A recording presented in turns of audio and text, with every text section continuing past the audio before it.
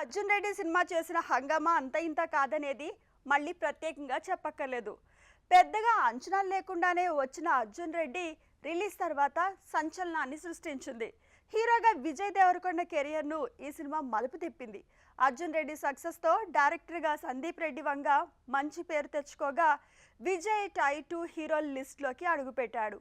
కానీ హీరోయిన్గా చేసిన శాలిని పాండే మాత్రం కంటిన్యూ చేయలేకపోయింది. అర్జున్ రెడ్డి సినిమాకు వర్క్ చేసిన ప్రతి ఒక్కరి జీవితాలను ఆ సినిమా మార్చేసింది.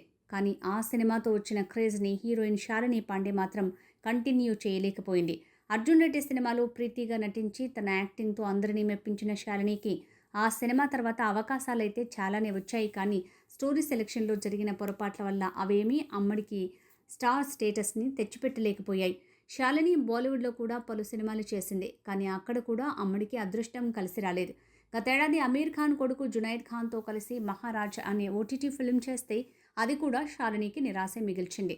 దీంతో శాలిని ప్రస్తుతం ఓ సాలిడ్ కంబ్యాక్ కోసం వెయిట్ చేస్తోంది.